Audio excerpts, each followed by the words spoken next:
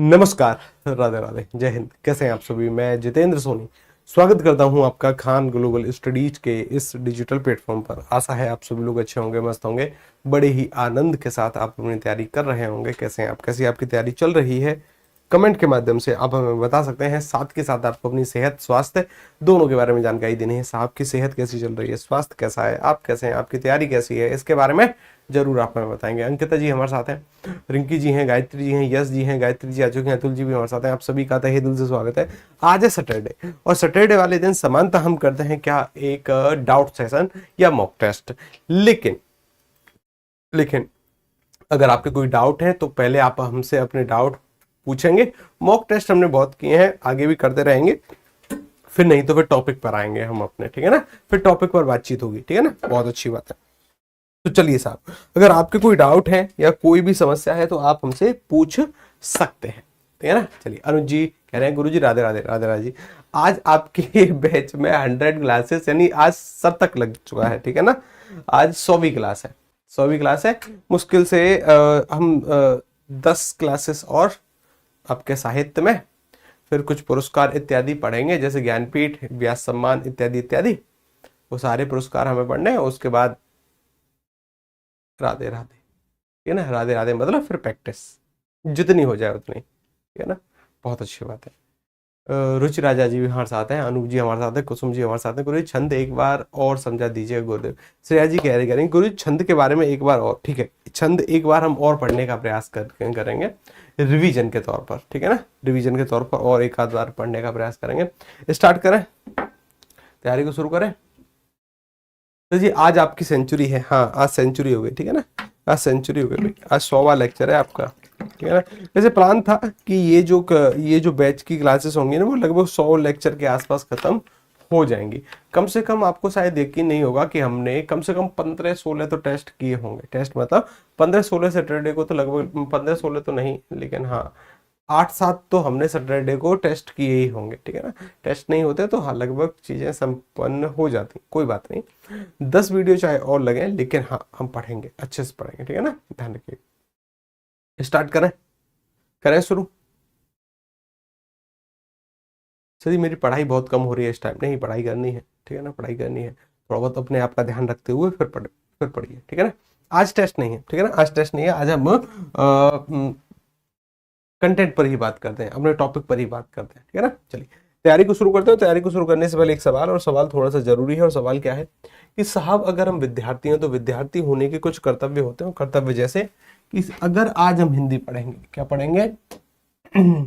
अगर आज हम हिंदी पढ़ेंगे या ज्योग्राफी पढ़ेंगे या पॉलिटी पढ़ेंगे या मैथ पढ़ेंगे या फिर जो भी हमारे टॉपिक हैं उनको पढ़ेंगे, तो सर उनके अंदर हमें क्या पढ़ना है, क्या नहीं पढ़ना है, इसका ज्ञान हमें होना चाहिए, ठीक है ना?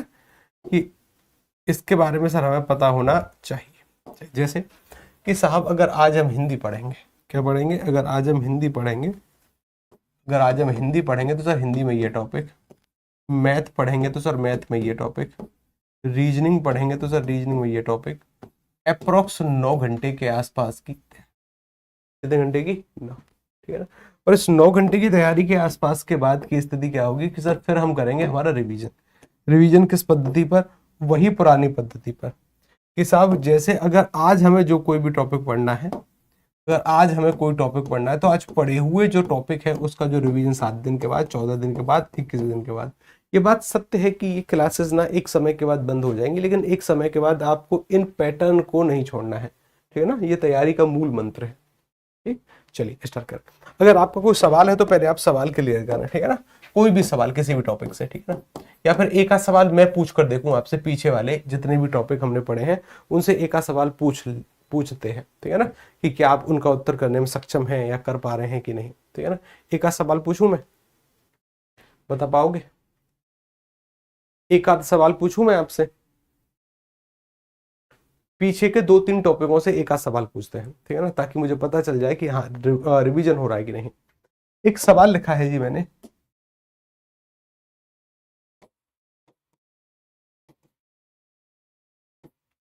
चाय पानी एक शब्द है, इसमें द्वंद्व समास का कौन सा भेद है?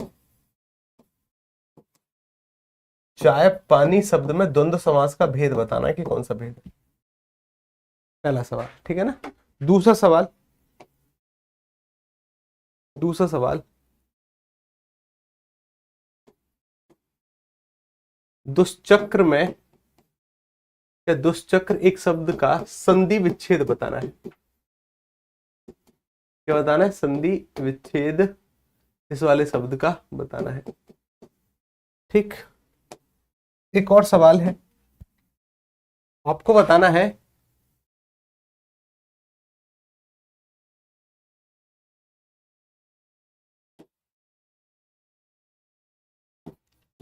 ता के तुरंत बाद आने वाली ध्वनि।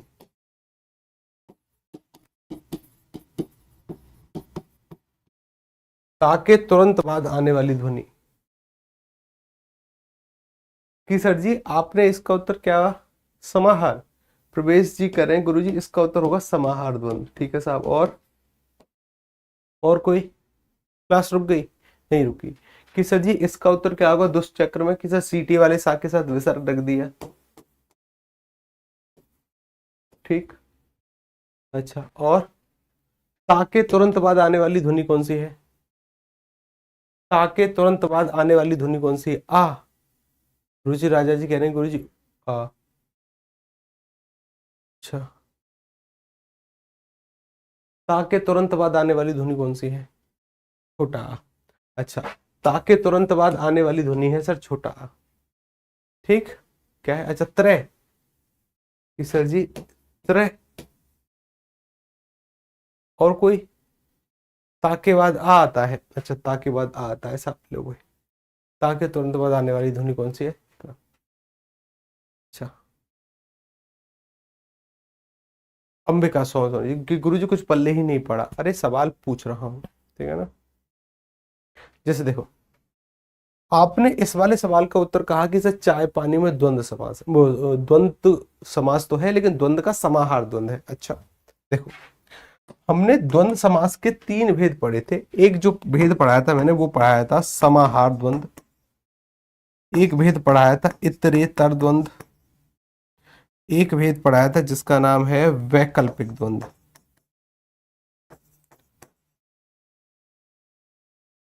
इतरे पर ना एक ही मात्रा आती है, इतरेतर। ठीक है, इतरेतर। समाहार का मतलब होता है सर समूह, जहां से एक समूह का बोध होता है। किसका बोध होता है? उस समूह। जैसे अगर मैं आपसे पूछूं कि सर समूह का मतलब क्या है, मैंने कहा कि भाई अगर मैं लिख दिया 120 तो आप कहोगे कि गुरुजी 20 और 100 का समूह है ये। दोनों पदों में संख्या है, दोनों पदों की प्रधानता है, लेकिन दोनों ही प्रधान है, समूह का बोध करा रहे हैं। अगर आप मेरे घर पर आए और मैंने कहा कि भाई आपने चाय पानी पी कि नहीं पी, तो केवल चाय और पानी की बात नहीं कर रहा मैं सर, संपूर्ण खाद्य पदार्थ की बात कर रहा हूं। किसकी? संपूर्ण खाद्य पदार्थ की बात की जा रही है। इसका मतलब सर पूरे के पूरे ग्रुप का बोध हो रहा है कि जितना भी खाद्य पदार्थ घर में है सभी की। बिल्कुल सही बात है, समाहार द्वंद है। इतरेतर के बारे में अगर बातचीत करें या वैकल्पिक के बारे में बातचीत करें, इतरेतर सर जहां पर बीच में और आता हो, दोनों पदों की समान प्रधानता। जैसे कहा जाए माता, माता के साथ लिख दिया सर पिता, तो दोनों पदों की समान प्रधान, माता और पिता समान, भाई बहन, रुपया पैसा। वैकल्पिक सर जिसके बीच में या का प्रयोग होता हो और एक विकल्प चुनना पड़े। मैं लिखूं पाप पुण्य, क्या लिख दूं मैं? पाप पुण्य। तो सर यहाँ पर ये स्थिति किसकी थी? वैकल्पिक। वहां पर आपने बिल्कुल सही कहा, दुष्चक्र। यहाँ फिसल गए आप, ठीक है ना। कि भाई ताके तुरंत बाद छोटा आ थोड़ी ना आता है। ताके तुरंत बाद, जैसे कई बार परीक्षा में पूछते हैं कि बताइए का के तुरंत बाद क्या आता है, तो लोग कहते हैं कि सर का के तुरंत बाद खा का प्रयोग होता है। बिल्कुल गलत है। का के तुरंत बाद छतरी वाली छा का प्रयोग होता है। हमने संयुक्त व्यंजन पढ़े होंगे और संयुक्त व्यंजन के अंतर्गत एक आता था त्रय। त्रय का मतलब क्या होता है कि सर ये ता के साथ रा को जोड़ने से बना हुआ है, और ये जो ता है ना, ये इसी वर्ण के पास आकर बैठेगा, यानी ता के तुरंत बाद आने वाली जो ध्वनि है वो छोटा आ नहीं, वो त्रय है। ठीक है ना। तो छोटा आ तो ता के उच्चारण में सहायक है, ठीक है ना। ठीक, कि अगर मैंने कहा है कि चाय पानी ली कि नहीं ली, यानी सर ये पूरे केवल चाय पानी की बात नहीं, जो भी घर में बना है सभी की बात कर रहा हूं, एक प्रकार के ग्रुप का बोध होगा, ग्रुप का बोध होगा तो क्या होगा, समाहार। बिल्कुल ठीक है, ये बिल्कुल ठीक है, लेकिन यहां पर सर आ नहीं होगा, ये क्या हो जाएगा, तो छोटे से में फंस गए। एक आध सवाल और पूछूं ताकि थोड़ा बहुत रिवीजन और पीछे का हो जाए, कि जैसे मानकर चलिए एक आध सवाल अगर मैं आपसे और पूछ लूं, एक आध सवालों का उत्तर मुझे बताना कि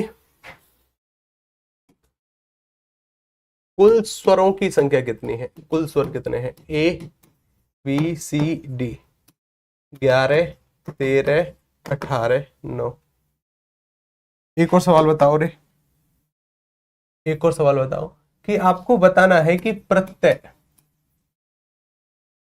प्रत्यय नहीं, तब्दिक प्रत्यय के कितने भेद होते हैं,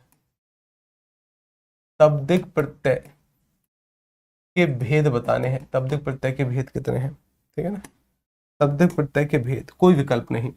तीसरा जो सवाल आपको बताना है साहब, तीसरा सवाल जो निकल कर आ रहा है वो है, आपको बताने हैं कि शब्दों की बढ़ोतरी के कितने आयाम हैं, शब्दों को बढ़ाने के कितने तरीके हैं, बढ़ाने के तरीके। हालांकि मैंने देसी भाषा में पूछ लिया है, वैसे परीक्षाएं इसको इस तरीके से नहीं पूछती हैं, वो पूछती हैं शब्द सृजन की कितनी इकाई है। परीक्षाएं कैसे पूछती हैं, परीक्षा पूछती हैं शब्द सृजन की इकाई, शब्द सृजन की कितनी इकाई है, इसके बारे में आपको जानकारी देनी है। ठीक, मैं अगर आपसे पूछूं कि सर एक और सवाल चौथा, आपको बताना है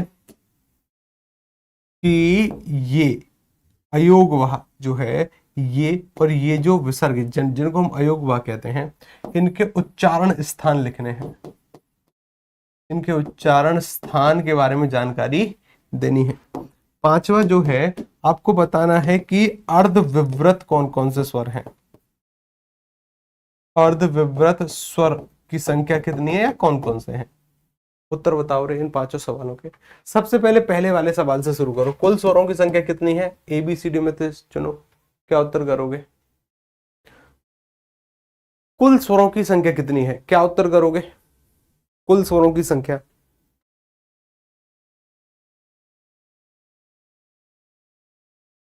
कुल स्वरों की संख्या 11 13 18 9। किसी अगर कुल शब्द जोड़ा हुआ है ना तब तो 13 उत्तर, अन्यथा कुल नहीं है तो 11 उत्तर। ठीक, अच्छा दूसरे वाले सवाल पर आओ, तब्दिक प्रत्यय के भेद कितने होते हैं, तब्दिक प्रत्यय के भेद, तब्दिक प्रत्यय के भेद, यानी मैं आपसे पूछ रहा हूं कि साहब मुझे तब्दिक प्रत्यय के भेद बताइए। प्रत्यय दो प्रकार के होते हैं, कृदंत और तब्दिक। कृदंत प्रत्ययों की संख्या 28 होती है, तब्दिक प्रत्ययों की संख्या के बारे में नहीं पता। कृदंत प्रत्यय जो क्रिया के अंत में जोड़े जाएंगे वह 5 प्रकार के होते हैं, और तब्दिक प्रत्यय जो संज्ञा सर्वनाम विशेषण के अंत में जोड़े जाएंगे ये 6 प्रकार के होते हैं। कितने भेद होते हैं इसके, 6। कितने भेद होते हैं, 6। ठीक, मैंने कहा शब्द सृजन की इकाई कितनी है, कितने शब्दों से 2 लाख से अधिक शब्दों को और ज्यादा बढ़ाया जा सकता है, तो सर कितने तरीके हैं, 4। उपसर्ग, प्रत्यय, संधि, समास, मात्र 4 माध्यम है।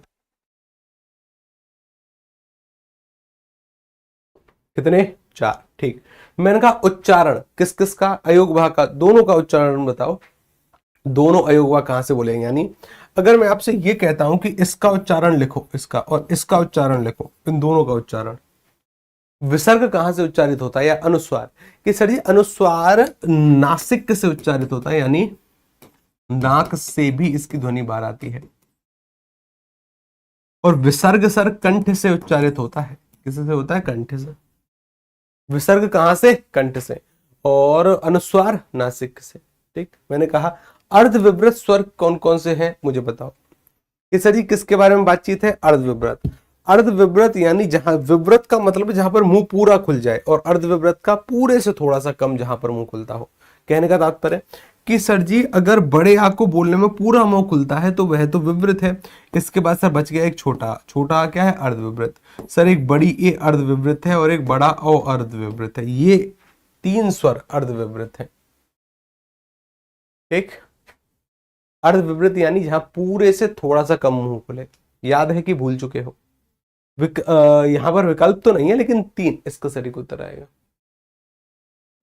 अच्छा, मैं अगर आपसे एक का सवाल और पूछूं, क्योंकि मुझे थोड़ा सा डाउट है, डाउट मतलब कि हाँ कहीं पीछे का रिवीजन आप छोड़ तो नहीं दिए ठंडे बस्ते में।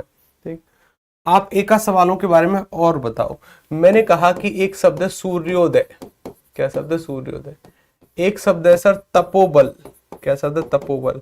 बताओ किस शब्द में विसर्ग संधि है? ठीक है ना। मैंने अगर आपसे कहा कि आपको बताना है, आपको बताने का प्रयास करना है कि अगर मैं आपसे पूछूं कि राजस्थानी हिंदी के अंतर्गत कौन कौन सी बोली आती हैं, राजस्थानी हिंदी के अंतर्गत कौन कौन सी बोली आती हैं, राजस्थानी हिंदी, राजस्थानी हिंदी के अंतर्गत कौन कौन सी बोली आती हैं। ठीक, आपको बताना है कि डिंगल क्या है। आपको क्या बताना है कि डिंगल क्या है, और आपको बताना है पिंगल क्या है। डिंगल और पिंगल ये दोनों क्या है, बताओ रे जरा। कि सर जी अगर आप हमसे पूछ रहे हो कि छोटे ओ की मात्रा दोनों के बीच में आ रही है, और छोटे ओ की मात्रा ये सुनिश्चित करती है या तो गुण संधि है या विसर्ग संधि। छोटे ओ की मात्रा दो में ही आती है, या तो गुण संधि में भी आती है और एक विसर्ग संधि में भी आती है। गुण संधि में आएगी तो छोटे ओ की मात्रा के बाद छोटे ऊ या बड़े ऊ से शुरू होने वाला शब्द होगा। विसर्ग संधि में आएगी तो छोटे ऊ और बड़े ऊ से शुरू होने वाला शब्द नहीं होगा। मैंने कहा यहाँ पर छोटे ओ की मात्रा के बाद दे शब्द है। दे शब्द नहीं सर, उदय शब्द आएगा, यानी छोटा ऊ होगा। यहाँ पर सर अपने आप में छोटे ओ की मात्रा के बाद बल अपने आप में मूल शब्द है, उबल नहीं होगा, छोटा ऊ नहीं आएगा, बल ही है, बल ही रहेगा क्योंकि बल सार्थक है।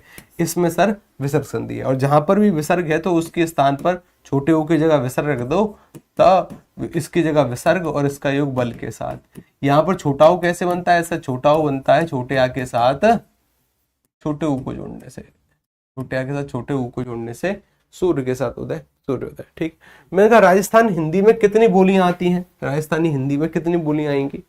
राजस्थानी हिंदी के अंदर कितनी बोलियां पड़ी थी, याद आ रहा है कुछ?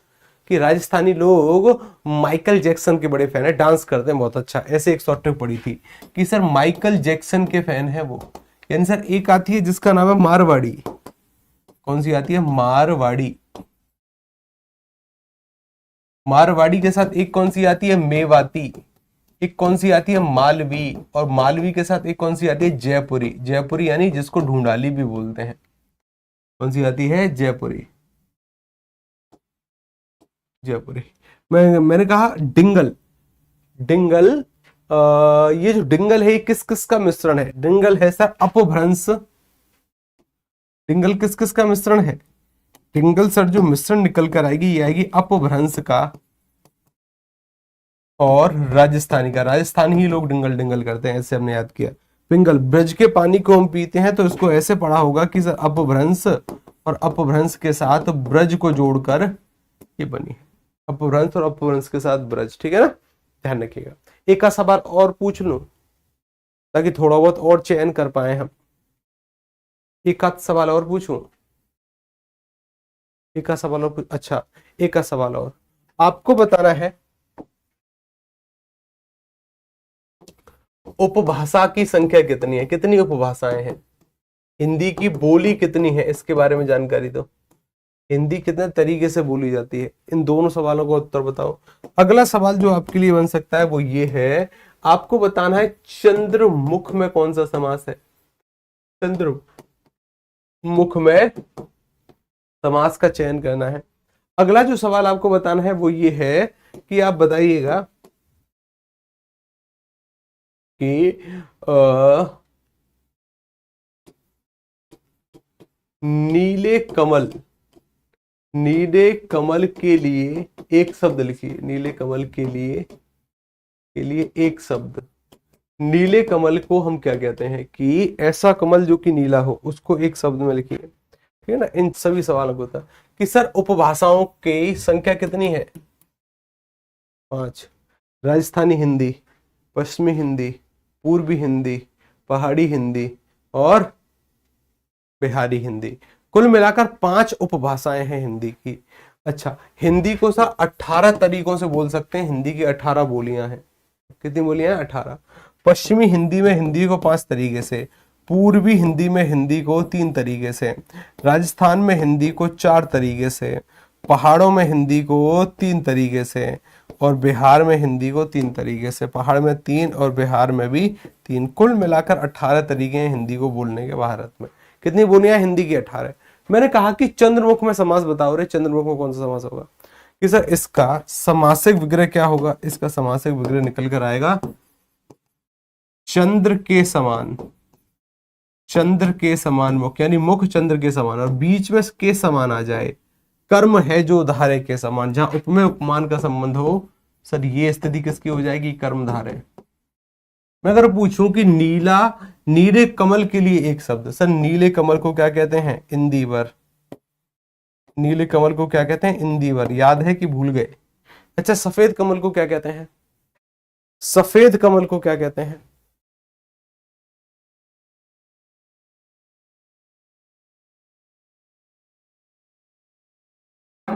सफेद कमल को क्या कहते हैं, पुंडरीक। क्या कहते हैं, पुंडरीक। एक शॉर्ट ट्रिक भी पड़ी, नीला है मतलब कर्म है जो धारे के समान, या तो कोई शब्द जिसके बीच में है जो आ जाए या के समान आ जाए, वहां कौन सा समास होता है, कर्मधारय। जहां उपमेय उपमान का संबंध हो। कुछ सवाल और पूछता हूं, लग रहा है कि सब कुछ भूल गए, ठीक है ना। मुझे बताइए कि षष्ठी तत्पुरुष, षष्ठी तत्पुरुष में किस कारक चिन्ह का लोप होता है, किस कारक चिन्ह का लोप होता है, षष्ठी तत्पुरुष समास में किस कारक चिन्ह का लोप होता है, उत्तर बताओ। मैं आपसे अगला सवाल पूछूं कि आपको बताना है कि अपादान क्या है, अपादान, अपादान कारक, अपादान कारक की विभक्ति क्या है और वह कहां कहां प्रयोग होती है, इसकी विभक्ति के बारे में जानकारी देनी है और उसके प्रयोग के बारे में जानकारी देनी है, ठीक। अगला सवाल आपको बताना है कि साहब बताइए, एक शब्द में मैं लिखूं, जैसे एक शब्द लिखा जी मैंने तमा, तमा शब्द के 3 पर्यायवाची, तमा के 3 पर्यायवाची आपको बताने हैं, कितने, 3 पर्यायवाची तमा शब्द के। आपको एक और सवाल का उत्तर करना है, जैसे मैंने लिखा चोर उठ भागा, चोर उठ भागा, क्रिया का प्रकार बताना है अर्थ के आधार पर कि क्रिया का कौन सा प्रकार है, क्रिया का प्रकार सूचित करना है कि सर क्रिया का कौन सा प्रकार है। षष्ठी तत्पुरुष कारक चिन्ह का प्रयोग, कि सर किस कारक चिन्ह का प्रयोग यहां पर होता है। षष्ठी तत्पुरुष समास के अंतर्गत कौन सा कारक चिन्ह, यानी षष्ठी कारक यानी 6वें नंबर का जो कारक है उसको हम क्या कहते हैं, बताओ रे। कि षष्ठी तत्पुरुष का मतलब है संबंध कारक, क्या नाम है, संबंध।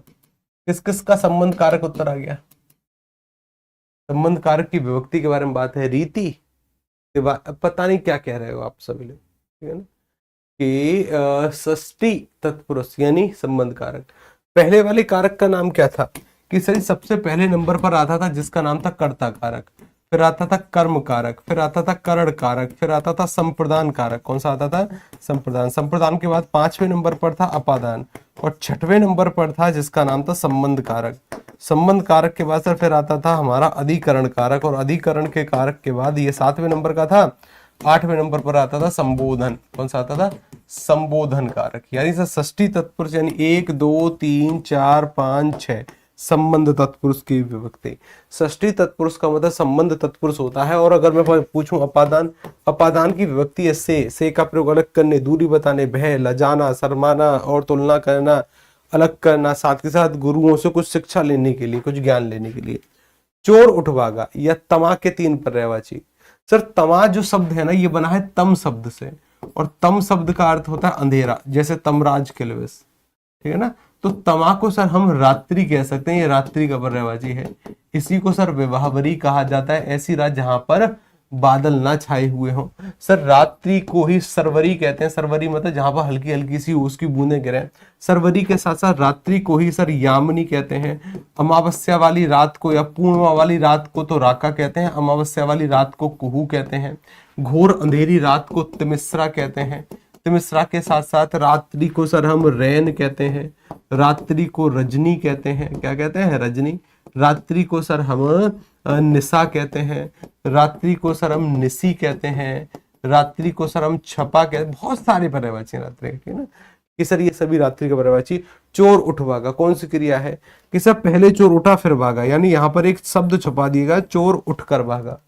और चोर उठकर भागा यानी सर किसी भी वाक्य में कर का प्रयोग होता है तो पहले एक क्रिया हो चुकी होती है, बाद में दूसरी क्रिया। इस वाली क्रिया को कहते हैं पूर्वकालिक क्रिया। उत्तर आया किसी का? कि सर चोर उठ भागा यानी सर पहले उठा फिर भागा, इसका मतलब पूर्वकालिक क्रिया। किस किस ने पूर्वकालिक? हाँ देखो, जैसे विक्रम जी हैं पूर्वकालिक कह रहे हैं, बहुत अच्छी बात है, ठीक है ना। कौन सी क्रिया है? पूर्वकालिक। कौन सी क्रिया है? पूर्वकालिक सर क्रिया का प्रयोग यहाँ पर किया गया है, ठीक है ना। और कोई सवाल है आपके मन में? पूछो, अन्यथा फिर हम टॉपिक पर दौड़ाते हैं आपको, ठीक है ना।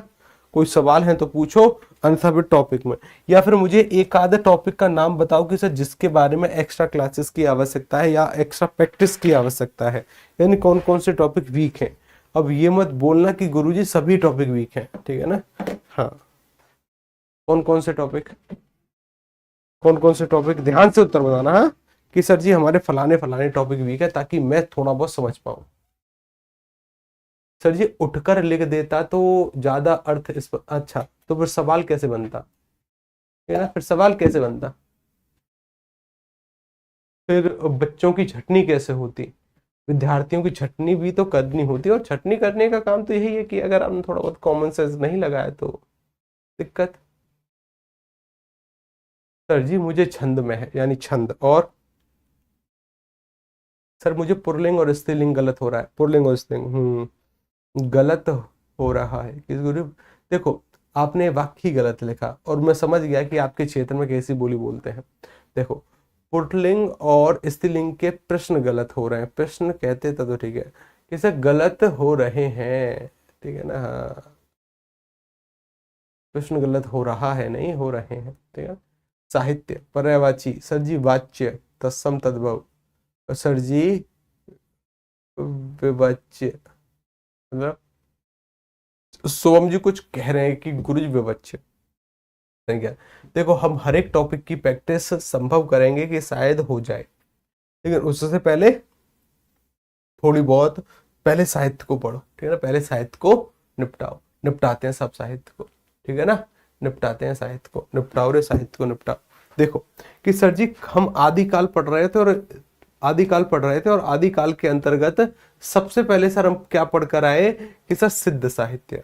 सिद्धों की संख्या 84। कौन थे सिद्ध? सिद्ध थे वज्रयानी। वज्र क्या है कि सर जटिल कर्म कांडों में ना जो शक्ति प्राप्त होती है उस शक्ति को वज्र कहते थे, इसीलिए ये 84 सिद्ध वज्रयानी है। 84 सिद्धों में से आदिम सिद्ध कौन से हैं? जिनका नाम है सर सरहपा। सरहपा के शिष्य कौन है? सबरपा, इत्यादि इत्यादि। सर फिर हमने कुछ कवि पढ़े।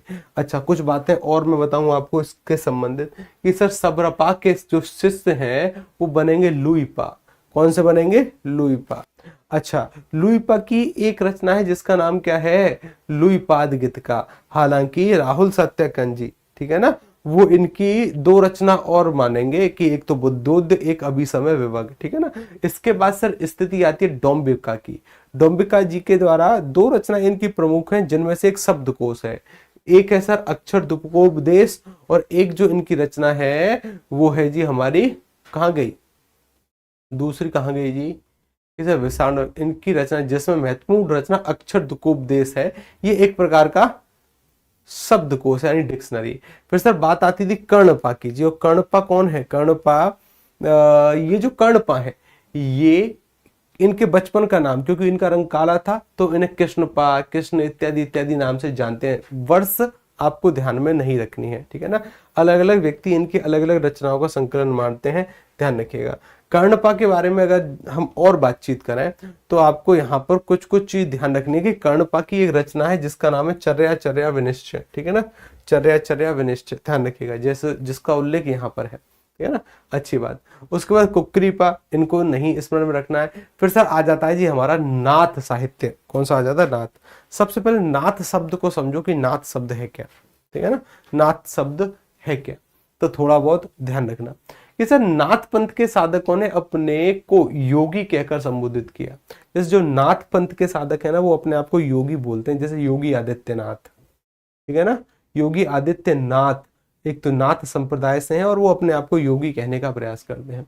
योगी के बारे में ऐसी कहावतें हैं कि रमता जोगी बहता पानी, यानी योगी के महत्व को समझना ऐसा है कि भाई कि किसी पानी में मिश्रित दूध को पृथक करना, ठीक है ना, कि रमता जोगी यानी बहता पानी है, एक बहते पानी के समान है, चलता चला जा रहा है, ठीक है ना, अच्छी बात है। अब देखो जरा इसके बाद की सर स्थिति के बारे में अगर बातचीत करें तो नाथ साहित्य और नाथों के बारे में थोड़ा बहुत हमें अध्ययन करना है।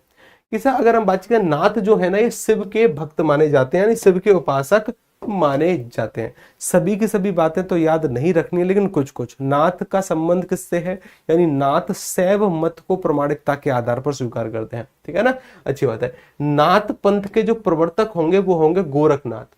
गोरखनाथ से पहले मच्छंदर नाथ एक और नाम आएगा, लेकिन मच्छंदर नाथ के बाद गोरखनाथ नाथ पंथ में सर्वाधिक उल्लेखनीय कार्य करेंगे, तो इनको इनका प्रवर्तक और वास्तविक संस्थापक के रूप में गोरखनाथ ही जाने जाएंगे।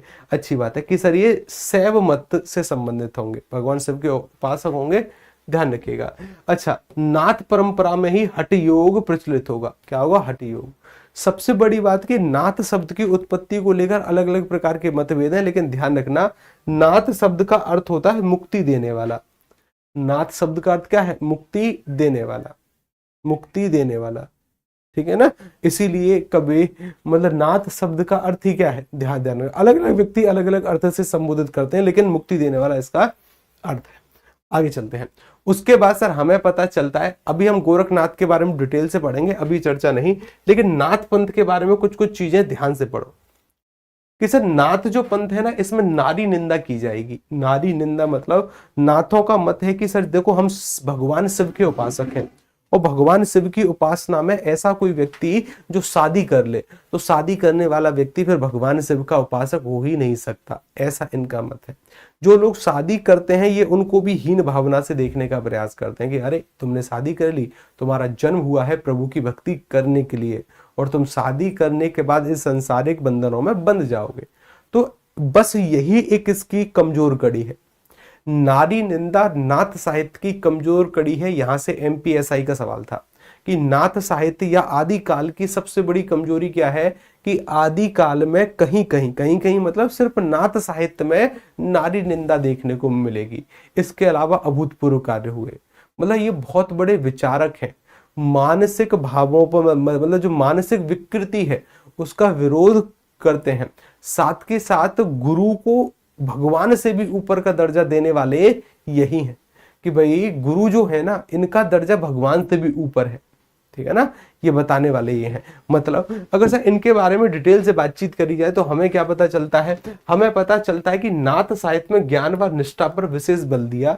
इंसान का जन्म केवल ज्ञान पाने के लिए हुआ है और प्रभु की भक्ति करने के लिए हुआ है और समाज कल्याण के लिए हुआ है, ठीक। अच्छा, इस साहित्य में मनोविकारों पर निंदा की गई है। गुरु को ईश्वर की तुलना में उच्च स्थान यानी उनसे पहले का स्थान नाथ साहित्य में ही मिलता है। किसमें मिलता है, नाथ साहित्य में, कि जो आपके गुरुजन है उनको ईश्वर से पहले रखो, कि गुरु गोविंद दोऊ खड़े काके लागू पाए, बलिहारी गुरु आपने गोविंद दियो बताए। कि गुरु और गोविंद यानी भगवान और गुरु दोनों एक साथ खड़े हैं, तो सबसे पहले किसके चरण स्पर्श करने चाहिए, सबसे पहले गुरु के, क्योंकि गुरु की वजह से ईश्वर की प्राप्ति हुई, ठीक है ना। तो अगर गुरु और भगवान दोनों एक साथ खड़े हो तो सबसे पहले गुरु जी के चरण स्पर्श करो, ऐसा ये मानते हैं, ठीक है ना। अच्छा, नाथ संप्रदाय में ना हठ योग प्रमुख होगा। क्या होगा, हठ योग। और हठ योग कोई ऐसा वैसा हठ योग नहीं है कि भाई कोई रूठ कर बैठा, ना ना ना। यहां पर हा का जो अर्थ है वो है सूर्य, यानी इडा का प्रतीक है ग्रेगोरियन के अनुसार, यानी यहां पर हा का अर्थ है सूर्य, ध्यान रखना, और ठा का अर्थ है चंद्रमा। ठा का अर्थ क्या है, चंद्रमा, ध्यान रखना, ये महत्वपूर्ण बात है कि ये हठ योग के समर्थक हैं, और जिसमें हा का अर्थ सूर्य है और ठा का अर्थ चंद्रमा, जिसमें हा का हट मतलब हा का मतलब क्या है, सूर्य, ठा का अर्थ चंद्रमा। अच्छी बात है। इसे जो गृहस्थ हैं यानी जो दाम्पत्य जीवन में बंधे हुए हैं, ऐसे व्यक्ति जिन्होंने शादी कर ली है, उनके प्रति अनादर का भाव यानी नारी निंदा, यही इसकी सबसे कमजोर कड़ी है।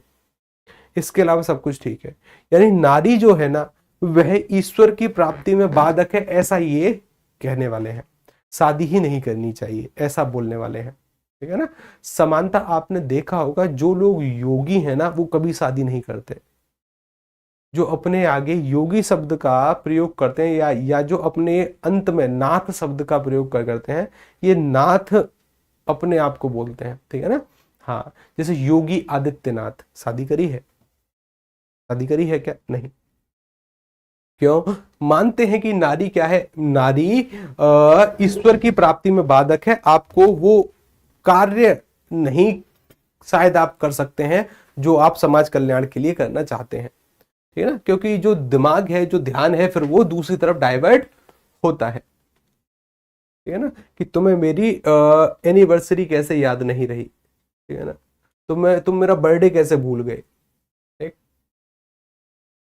ठीक।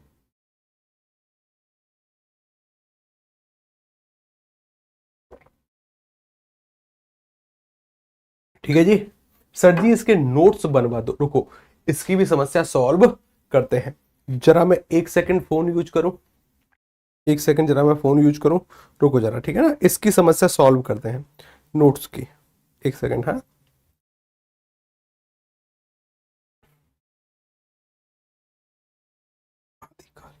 आदिकाल आदिकाल आदिकाल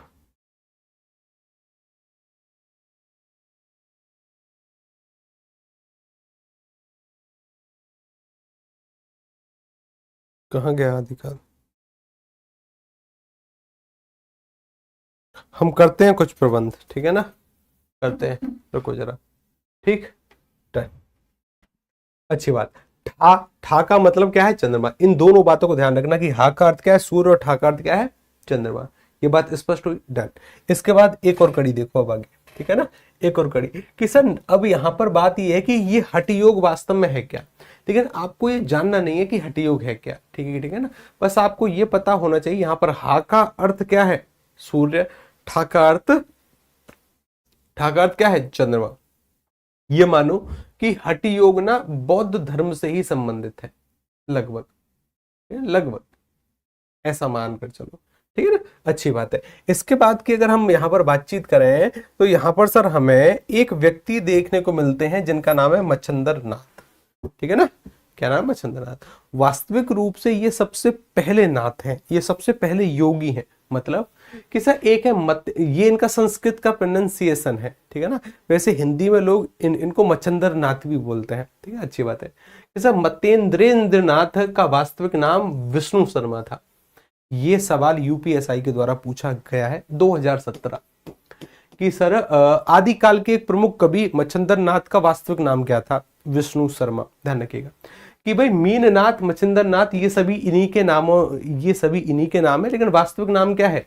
विष्णु शर्मा। ये अलग अलग नामों से भी जाने जाते हैं, वो चीज इंपोर्टेंट नहीं है। उसके बाद इसके बाद सर यहां पर ध्यान देने वाली बात यह है कि शब्द पर छोटी की मात्रा, कि आदिनाथ को परवर्ती संतों ने शिव माना है। मतलब जो आदिनाथ है ना, जो सबसे पहले नाथ हैं, इनको ही शिव का रूप माने जाने का प्रयास है, और इन्हीं की परंपरा या इन्हीं के विचारों पर चले जाने का प्रयास ये पूरा संप्रदाय करता है, ठीक है ना, ये पूरा संप्रदाय करता है। इसके बाद कि सर इस प्रकार मतेंद्र नाथ ही नाथ संप्रदाय के प्रथम आचार्य सिद्ध होते हैं, यानी ये पहले आचार्य सिद्ध है। नाथों की संख्या कितनी है? ध्यान रखिएगा, 9। नाथों की संख्या कितनी है? 9। सिद्धों की संख्या 84। ठीक कि सर ये पहले नाथ हैं या पहले सिद्ध, ये पहले नाथ संप्रदाय के व्यक्ति हैं। हालांकि नाथ संप्रदाय में जो अभूतपूर्व कार्य करेंगे वो करेंगे गोरखनाथ। इस वजह से नाथ पंथ के जो वास्तविक संस्थापक होंगे कौन होंगे? गोरखनाथ। अगर ऐसा कोई सवाल बने कि सर नाथ पंथ के या नाथ साहित्य के, सॉरी, नाथ पंथ के संस्थापक कौन है, विकल्पों में गोरखनाथ है तो गोरखनाथ उत्तर होता है, लेकिन शुरुआत यहां से होती है क्योंकि उनके द्वारा कुछ अभूतपूर्व कार्य किए जाएंगे तो वास्तविक संस्थापक वही माने जाते हैं, ठीक है ना। इनकी सर कुछ प्रमुख रचनाएं देखने को मिलती हैं। एक है सर ज्ञान कारिका, एक है सर कुलानंद, एक है सर कौल ज्ञान निर्णय, एक है अकुल वीर तंत्र हजारी, मतलब ये हजारी प्रसाद द्विवेदी मानते हैं कि सर अकुल वीर तंत्र, अकुल वीर तंत्र। इसमें से एक रचना थोड़ी सी इंपोर्टेंट देखने को मिलती है जिसका नाम है ज्ञान कारिका। कौन सी है? ज्ञान कारिका। बाकी की स्मरण में नहीं रखनी है। कि सर मच्छंदर नाथ की एक रचना इंपोर्टेंट है जिसका नाम क्या है? ज्ञानकारी का। बहुत अच्छी बात है, आगे चलो रे। ये इनका कोई वास्तविक स्वरूप नहीं है, ये केवल काल्पनिक फोटो है, ठीक है ना। इसके बाद आ जाते हैं गोरखनाथ, और गोरखनाथ को हमें अच्छे से पढ़ना है, ठीक है ना। कौन आते हैं? गोरखनाथ। और गोरखनाथ को सर हम क्या करेंगे? अच्छे से पढ़ेंगे। देखो ध्यान से समझो, गोरखनाथ के गुरु का नाम था मच्छिंद्र नाथ, मैंने हिंदी में बोला है, ठीक है ना, कि मच्छिंद्र नाथ। गोरखनाथ का संबंध मूलतः गोरखपुर से था, परंतु इनके मत का प्रचार प्रसार पंजाब और राजस्थान में हुआ। कहां हुआ? कि सर इनका संबंध कहां से है? मूलतः गोरखपुर से है, ठीक है ना।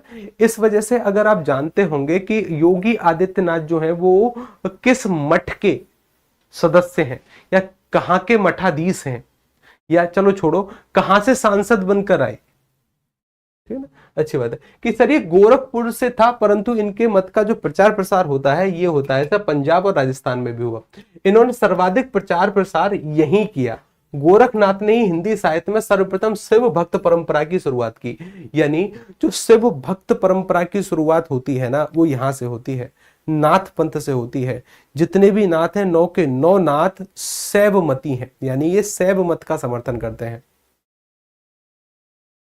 सही, वही फोटो इधर ब्लैक एंड व्हाइट हो। हाँ मैंने कहा ना ये काल्पनिक फोटो है, ठीक है ना, ये काल्पनिक है। अच्छा, हजारी प्रसाद द्विवेदी ने कुछ कहा है, लेकिन पहले देखो ये जो है ना गोरखनाथ, ये भी कहेंगे कि नारी से दूर रहने का उपदेश अपने शिष्यों को देंगे, कि नारी से दूर रहो, बस इनसे बच गए तो वो सफल।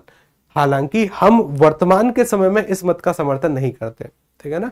हाँ, लेकिन जो योगी हैं, जिनका कार्य है समाज का कल्याण करना, उनके परिप्रेक्ष्य से ये बात सही होगी। जैसे योगी आदित्यनाथ, अगर वो चाहते हैं कि समाज का कल्याण करना, तो वो एक अलग बात है, लेकिन हम वास्तविकता के आधार पर अगर आज के समय में इस बातों को आंख कर दे देखें, जितना काबिल पुरुष है उतनी ही काबिल महिला, ठीक है ना। हम बिल्कुल भी 1% अंतर नहीं करते दोनों की योग्यताओं में, ठीक है ना। ये बात बिल्कुल संभव है कि आप शादी करके भी समाज का कल्याण कर सकते हैं। आप शादी करने के बाद शायद अपने रूप को और अच्छा निखार सकते हैं, जैसे जो शादी करने से पहले आप समाज के लिए कर सकते थे ना, हो सकता है शादी करने के बाद आप उससे अच्छा कुछ समाज के लिए कर दें, क्योंकि फिर आपके साथ 2 की शक्ति यूज होगी, एक आपकी और एक आपके पार्टनर की, ठीक है ना। ध्यान रखिएगा।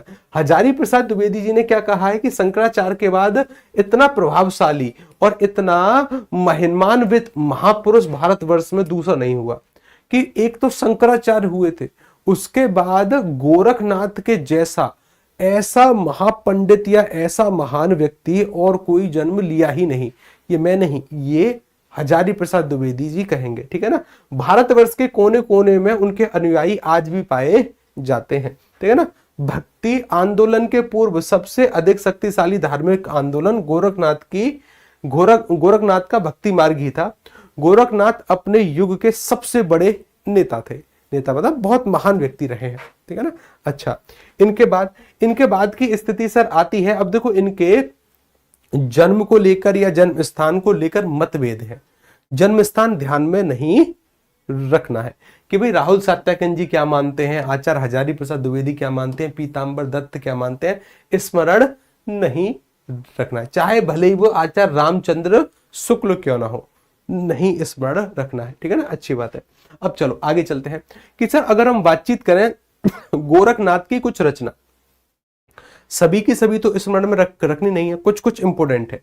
जैसे कि सर पीतांबर दत्त बड़थवाल ने गोरखवाणी में गोरखनाथ के 40 रचनाओं का सूत्रपात किया है, जिसमें से 14 ही ग्रंथ को प्रमाणिक माना गया है। ये 14 के 14 ग्रंथ आपको यहाँ पर देखने को मिलते हैं। क्या सर हम 14 के 14 को याद करें? बिल्कुल नहीं, केवल 2। अच्छा, जो पहला है सर वो है शब्दी। कौन सा है? शब्दी। और शब्दी के बाद कौन सा है? पद। मात्र 2 ही शुरुआत के याद रखने हैं। ज्यादातर परीक्षाओं में शब्दी शब्द को आप बार बार रिपीट होता हुआ देख पाएंगे। शब्दी एक रचना संग्रह है जो कि किसका है? गोरखनाथ जी का। और एक पद, शब्दी और पद, शब्दी और पद केवल 2, ठीक है ना। शब्दी और पद गोरखनाथ का है। गोरखनाथ वास्तविक रूप से नाथ पंथ के प्रवर्तक हैं या संस्थापक माने जाते हैं। गुरु जी राहुल सातयाकन जी मेरे परदादा है, ठीक है सर, ठीक है ना, ठीक है, बहुत अच्छी बात है, ठीक है ना, बहुत अच्छी बात है। अच्छी बात है, आगे चलें। आगे चलने पर सर एक आते हैं जिनका नाम है जलंधर नाथ। आते हैं जलंधर नाथ, और जलंधर नाथ को पढ़ो या ना पढ़ो मैं केवल आपके निर्भर पर छोड़ता हूं, क्योंकि हमें यूपीएसआई से या उत्तर प्रदेश की पुलिस परीक्षाओं में इनसे सवाल देखने को नहीं मिला, और नहीं मिला तो इसकी ऐसी उम्मीद नहीं है कि सवाल आते नहीं हैं, कभी कभी बन सकता है, लेकिन ज्यादा गहराई में जाना नहीं है इनके, ठीक है ना। एक व्यक्ति है जिनका नाम क्या है, जलंधर नाथ, फिर एक व्यक्ति आते हैं चौरंगीनाथ, फिर एक आते हैं चरपटनाथ। चरपटनाथ का वास्तविक नाम थोड़ा सा जानना जरूरी है, इनका नाम था चरकानंद। कौन है? चरकानंद। चरपटनाथ की भी गुरु गोरखनाथ, मतलब चरपटनाथ के भी गुरु गोरखनाथ थे, यानी ये गोरखनाथ के शिष्य हैं, ठीक है ना, बहुत अच्छी बात है। बस चरपटनाथ, इनके गुरु का नाम क्या है? गोरखनाथ, और इनका वास्तविक नाम चरकानंद। क्या नाम है? चरकानंद। इसके बाद सीधी बारी आती है सर जैन साहित्य की। किसकी आती है? जैन। देखो एक दो बातों पर गौर करो, पूरा यहाँ पर गौर करने का प्रयास करो रे। देखो यहाँ पर लिस्ट पर आओ कि सर हम पढ़ रहे हैं आदिकाल। क्या पढ़ रहे हैं हम सर पढ़ने का प्रयास कर रहे हैं आदिकाल। और आदिकाल ना, देखो साहित्य समुद्र है। साहित्य क्या है? साहित्य सर समुद्र, और इस समुद्र के अंतर्गत आपको कुछ कुछ बातों का ध्यान रखना है। जैसे सर ये सबसे पहले सर हम शुरुआती समय को पढ़ रहे हैं आदिकाल। आदिकाल के अंतर्गत सर हमने सिद्ध साहित्य को पढ़ा, फिर सर नाथ साहित्य के कुछ इंपोर्टेंट तथ्य किए। अब बारी आती है जैन साहित्य की, और चारणी साहित्य तो इतना महत्वपूर्ण है कि इसी पर आदिकाल टिका हुआ है, ठीक है ना। मोस्ट इंपोर्टेंट अगर कोई है तो वह चारणी काल। फिर इसके बाद इसको स्किप करेंगे, इसको करेंगे, फिर हम पढ़ेंगे कुछ कुछ कवि और उनकी रचनाएं, उतना ही जरूरी है, ठीक है ना। जैन साहित्य और चारणी ये थोड़े से इंपोर्टेंट है। जो सर्वाधिक इंपोर्टेंट है वो कौन सा है? वो है जी हमारा चारणी साहित्य। अब बारी आती है सर जैन साहित्य की। किसकी बारी आती है? जैन साहित्य। तो थोड़ी बहुत बातों को समझते हुए चलना। हो सकता है कि क्लास आपको एक बार फिर से भी देखनी पड़े, ठीक है ना, लेकिन थोड़ा बहुत सुनते हुए चलिए, ठीक है ना। जैन साहित्य क्या है? जैन साहित्य। जैन साहित्य में कुछ शैलियां आएंगी। क्या आएंगी? कुछ शैलियां, जैसे कि सर अगर हिंदी साहित्य की उत्पत्ति और विकास में जैन धर्म का बहुत योगदान था, ये हम सभी जानते हैं। जैन भारत क्षेत्र के पश्चिमी, मतलब इनका जो क्षेत्र रहा है वो पश्चिमी भारत रहा है। पश्चिमी भारत मतलब राजस्थान, उत्तर प्रदेश, यानी वेस्ट यूपी इत्यादि इत्यादि। पश्चिमी क्षेत्र में जैन साधुओं ने अपने मत का प्रचार हिंदी कविता के माध्यम से किया। इन्हीं कविताओं और रचनाओं में एक आचार, रास, फागु, चरित्र आदि विभिन्न शैलियां मिलती हैं। यानी एक सवाल यूपीएसआई ने पूछा कि था रास, फागु, चरित्र और आचार, ये शैलियां निम्नलिखित में से किस धर्म से संबंधित है? सवाल तो जीएस का था, लेकिन इसके अंतर्गत आप उसका उत्तर कर सकते हैं, हिंदी से भी वह संबंधित है, ठीक है ना, यानी हमारे हिंदी साहित्य से भी वह संबंधित है कि सर रास, फागु, चरित्र, आचार, ये जो शैलियां हैं ना, ये जैन साहित्य से संबंधित है, और जैन साहित्य आदिकाल का हिस्सा है। जैन साहित्य आदिकाल का हिस्सा है। बात पल्ले पड़ी, ठीक है ना। यानी अगर इनडायरेक्ट वे में मैं ये कह रहा हूं, ये सभी के सभी शैलियां आदिकाल से संबंधित है, ठीक है ना। हाँ, जैन साहित्य से तो है, लेकिन जैन आदिकाल का ही हिस्सा है, ठीक है ना। ठीक, अच्छी बात है, ठीक है ना। अब चलो जी एक स्टेप और आगे चलते हैं। मुझे लगता है कि आपकी शायद कमेंट बॉक्स में लड़ाई हो रही है। एक है सर फागु और चरित्र, ठीक है ना, ये शैलियां हैं। बस आपको इतना समझने का प्रयास करना है कि ये शैलियां जैन साहित्य से संबंधित है। एक रास भी जैन साहित्य से संबंधित है, ठीक है ना, बस केवल यही। इसके बाद की अगर हम बातचीत करें, जैन साहित्य के जो सबसे प्रमुख कवि आते हैं उनका नाम है स्वयंभू। क्या नाम है? स्वयंभू परम चिरऊ। भाई साहब क्या रचना है, ठीक है ना। जैन साहित्य के जो सबसे प्रमुख कवि हैं उनका नाम क्या है? स्वयंभू। स्वयंभू जी को हमें अच्छे से पढ़ना है। देखो जरा कि सर हिंदी के जैन कवियों में सर्वप्रथम नाम जो आता है ना, वो स्वयंभू का आता है। स्वयंभू का रचना काल अनुमानतः 8वीं शताब्दी में माना जाता है, मतलब कि इनका जो समय रहा होगा वो लगभग 8वीं शताब्दी के आसपास का। सर्वप्रथम भयानी नामक विद्वान ने स्वयंभू को अपभ्रंश का वाल्मीकि कहा। स्वयंभू को अपभ्रंश का वाल्मीकि कहते हैं, और ये कहने वाले जो व्यक्ति थे उनका नाम था भयानी। क्या नाम था? भयानी। अपभ्रंश का वाल्मीकि कौन है? यही है अपभ्रंश के वाल्मीकि, स्वयंभू। अपभ्रंश के वाल्मीकि स्वयंभू, कहने वाले व्यक्ति का नाम क्या है, भयाणी, ठीक है ना। अपभ्रंश के वाल्मीकि स्वयंभू, कहने वाले भयाणी। इनकी ना कुछ रचनाएं हैं, एक ऐसा जिनका नाम है परम चिरऊ, क्या नाम है, परम चिरऊ। इसको जैन रामायण भी कहते हैं, क्या कहते हैं इसको, जैन रामायण। इस बात को हम आगे भी पढ़ेंगे जब फैक्ट पढ़ेंगे कि सब परम चिरऊ को जैन रामायण कहते हैं, क्या कहते हैं, जैन रामायण। इसके रचयिता कौन है, स्वयंभू, जिनको अपभ्रंश का वाल्मीकि भयाणी ने कहा, ठीक है। एक ऐसा रिट्टोनेमी चरित्र, एक ऐसा पचाम चरऊ, एक ऐसा स्वयंभू छंद। एक रचना ध्यान में रखनी है बस, केवल परम चरऊ। किसके द्वारा लिखे थे, स्वयंभू के द्वारा। किसके द्वारा है, स्वयंभू जी के द्वारा। किसके द्वारा है, स्वयंभू जी के द्वारा, ठीक है ना, परम चरऊ। उसके बाद की आगे की जो स्थिति आती है वो आती है सर, परम चरऊ के बारे में ना थोड़ा बहुत हम समझने का प्रयास करते हैं।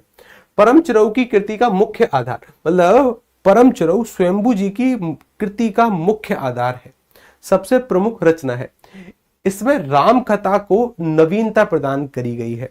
ध्यान रखिएगा, इसको कहते हैं जैन रामायण। अभी अभी हम जिसके बारे में बातचीत करके आए, जैन रामायण, ठीक है ना, परम चरऊ को। कवि ने राम की कथा को जैन धर्म का स्पर्श दिया है। परम चरऊ में विलाप और युद्धों का वर्णन बहुत कुशलता से किया गया है। यानी जो भरत और भगवान श्री राम के विलाप की स्थिति है, या माता सीता और प्रभु श्री राम के विलाप की स्थिति है, उसको बड़ी कुशलता से, और युद्धों का वर्णन बड़ी कुशलता से किया है, ठीक। अच्छा, उपेक्षित पात्रों के प्रति भी स्वयंभू की दृष्टि अधिक गई है। यानी उपेक्षित पात्र जैसे भरत, जैसे लक्ष्मण की पत्नी उर्मिला, जो उपेक्षित पात्र हैं, जिनको वास्तविक रामायण में उतनी प्रबलता से दिखाया नहीं गया, तो वो उन पर यहां पर अधिक बल दिया गया है। जैसे भरत और विभीषण के चरित्रों को नवीन वैभव प्रदान किया है कि भरत और विभीषण समानतः जब हम रामायण पढ़ते हैं तो वो रामायण ना भगवान श्री राम, लक्ष्मण, हनुमान और सीता जी के ही संबंध में होती है, ठीक है ना। लेकिन जो उपेक्षित पात्र हैं, जो कि थोड़े से साइड कैरेक्टर के बारे में हम जिनके बारे में बातचीत करते हैं, जैसे भरत हो गए, विभीषण हो गए, लक्ष्मण की पत्नी उर्मिला हो गई, खूब यहां पर उनके बारे में चर्चा देखने को मिलती है। कथा के अंत में राम निर्वाण प्राप्त हुए। निर्वाण प्राप्त करना ना, ये इस धर्म की प्रमुख विशेषता है, यानी अंत में निर्वाण प्राप्त होना।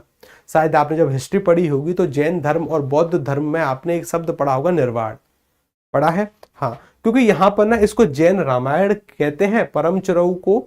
तो भगवान श्री राम के जीवन पर जैन धर्म का स्पर्श देखने को हमें मिलता है, यानी जैन धर्म का प्रभाव देखने को मिलता है, ठीक है। और मुनिंद्र उपदेश देते हैं कि राग से दूर रहकर ही मोक्ष प्राप्त किया जा सकता है। राग शब्द का यहाँ पर अर्थ है, देखो राग एक प्रकार की शैली भी है। राग शब्द का अर्थ है यहाँ पर एक तरीके के काम से या काम वासनाओं से, उससे दूर रहकर ही मोक्ष प्राप्त किया जा सकता है। महापंडित राहुल सत्यकन जी ने स्वयंभू को भारत के आधे दर्जन महाकवियों में स्थान दिया है, ठीक है ना। यानी दुनिया के 6 सर्वश्रेष्ठ कवियों में इनका स्थान है। किसके द्वारा, राहुल सत्यकन जी के द्वारा। बहुत इंपोर्टेंट रचना है, ठीक है ना, परम चरऊ, ठीक है ना। जब हम आगे चलकर इस वाले काल के कुछ फैक्ट पढ़ेंगे ना, जब हम इस काल के कुछ फैक्ट पढ़ेंगे तब ये चीजें और स्पष्ट तरीके से सामने आएंगी। देखो यहां पर हम इसके कुछ फैक्ट पढ़ेंगे, क्या पढ़ेंगे, आदिकाल के कुछ फैक्ट, कि आदिकाल का समय इत्यादि इत्यादि, चारणकार राहुल सत्यकन जी, मिश्रबंधु इत्यादि इत्यादि। फिर हम यहाँ पढ़ेंगे पृथ्वीराज रासो, श्रावण का चार, सरहपा, कुमार रासो, बीसल देव, परमाल रासो। उसके बाद सर विजयपाल, हम्बीर, आदिकाल, डिंगल पिंगल, अमीर खुसरो। उसके बाद अमीर खुसरो, अमीर विद्यापति पदावली। कि सर देखो ये रहा कि सर जैन साहित्य के प्रमुख कवि कौन है, स्वयंभू। इसको हम फैक्ट में भी पढ़ेंगे। उसके बाद हम पढ़ेंगे कि स्वयंभू को अपभ्रंश का वाल्मीकि कहा जाता है। तो कहने वाले कौन है, भयाणी। मैंने उनका उल्लेख यहां पर किया नहीं है, लेकिन आपको पता होना चाहिए, ठीक है ना। परम चरऊ को जैन रामायण कहते हैं, और परम चरऊ के लेखक कौन है, स्वयंभू। परम चरऊ को लिखने वाले कौन होंगे, स्वयंभू। कौन होंगे, स्वयंभू। अच्छा, जिसके रचयिता स्वयंभू है, ठीक है ना। अब देखो यहां पर और भी फैक्ट है कि नाथ साहित्य के प्रवर्तक कौन है, गोरखनाथ। गोरखनाथ ने हठ योग का उपदेश दिया। सिद्धों की संख्या 84, नाथों की संख्या 9। हर एक चीज फैक्ट के रूप में भी पढ़ेंगे, लेकिन अभी के लिए थ्योरी, थ्योरी, कि जैसे अगर हम यहां पर बातचीत कर रहे हैं साहब जैन के बारे में, किसके बारे में, जैन साहित्य के बारे में।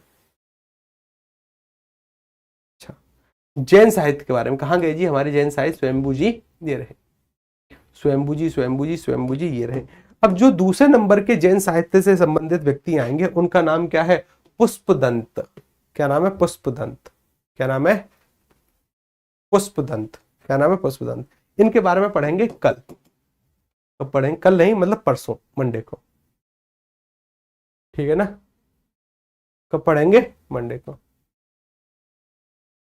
ठीक है ना। कब पढ़ेंगे, मंडे को। साहित्य केवल सुनने का विषय है, ठीक है ना। रुको जरा, आपके नोट्स की व्यवस्था कराऊं मैं, ठीक है ना, मुझे बस एक सेकंड दो बस, ठीक है। आपके नोट्स की व्यवस्था कराऊं, एक मिनट, हाँ।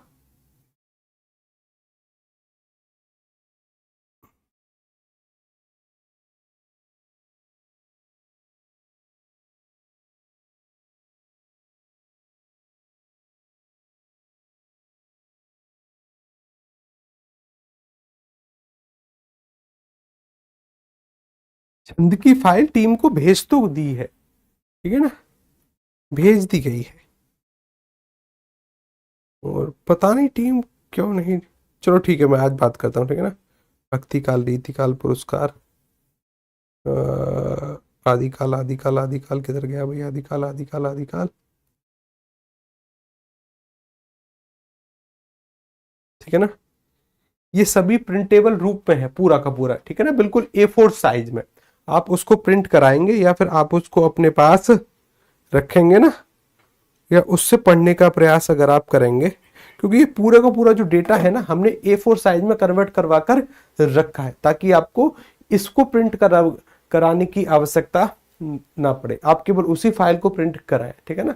तो इसके बारे में ना मैं वो फाइल ढूंढकर टेक्निकल टीम को भेजता हूँ और वो फाइल डलवाने का प्रयास करते हैं। तब तक के लिए नमस्कार, राधे राधे, जय हिंद।